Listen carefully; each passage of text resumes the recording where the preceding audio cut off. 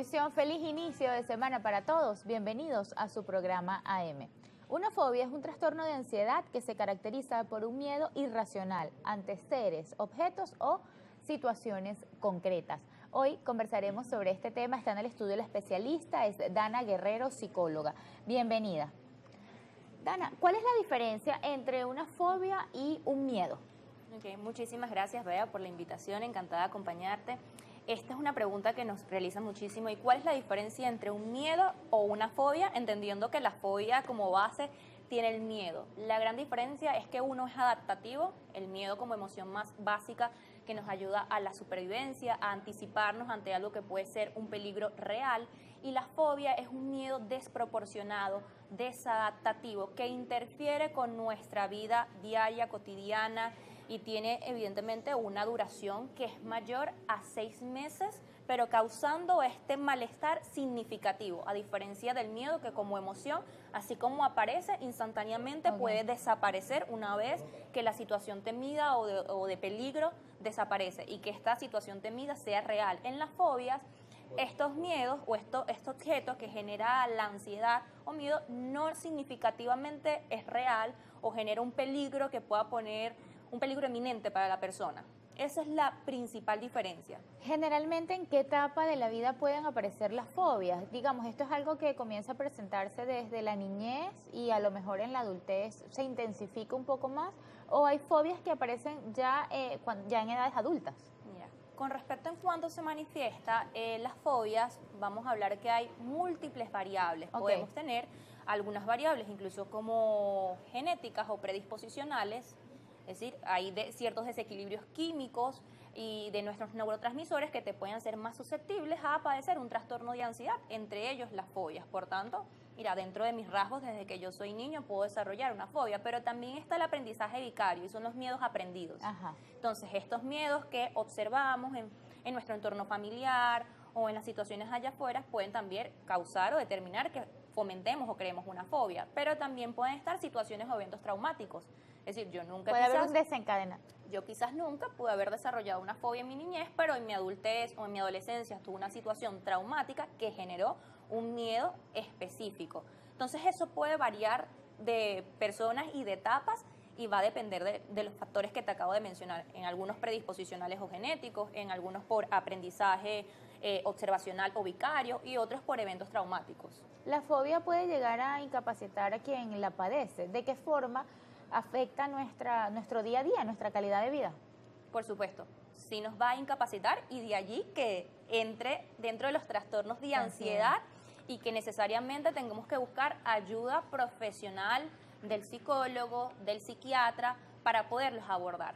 Porque las fobias o este miedo intenso, irracional o desproporcionado, parte de su característica básica para el diagnóstico es que pueda interferir en tu vida diaria de manera significativa, es decir, va a afectar tus relaciones sociales, tu trabajo, tu cotidianidad, con síntomas básicos en tres tipos de respuestas, los digo yo.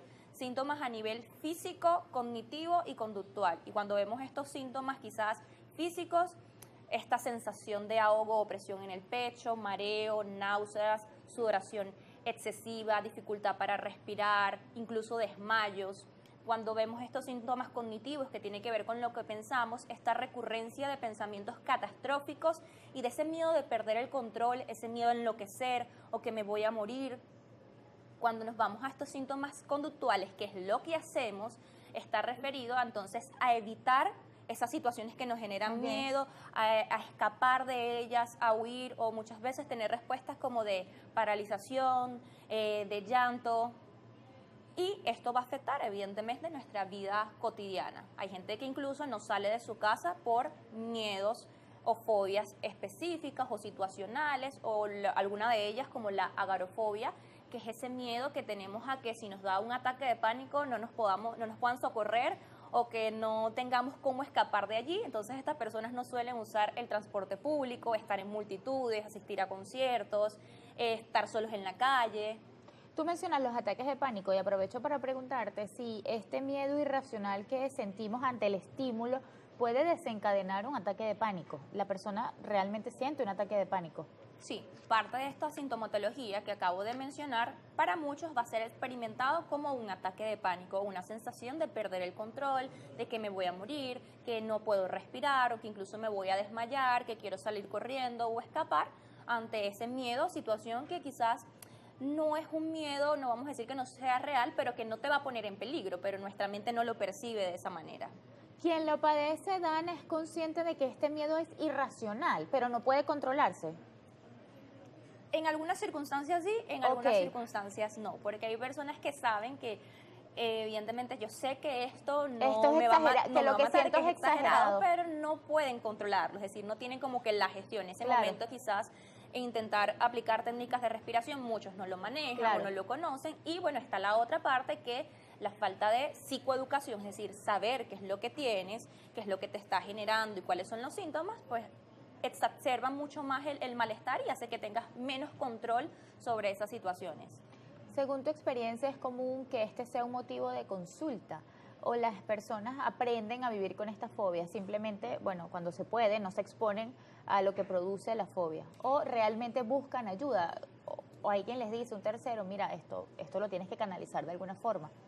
Mira, aquí estamos como divididos porque realmente hay gran parte de la población que empieza como a evitar estas situaciones de miedo y no asiste al profesional, y están otras que asisten al profesional cuando esto tiene una interferencia en su vida cotidiana tan paralizante que tienden a asistir justamente cuando tienen síntomas como los de ataques de pánico, es decir, que dice este nerviosismo, porque tienden a calificarlo con este tipo de palabras, casi nunca utilizan como, bueno, tengo una fobia o tengo pánico, sino palabras más del uso coloquial, como sufro de los nervios o no puedo controlar los nervios, o esto es paralizante, es decir, cuando están allí en esas situaciones de crisis es que tienden a ocurrir, y muchas veces con desconocimiento incluso de qué fomentó o qué pudo haber creado esa situación.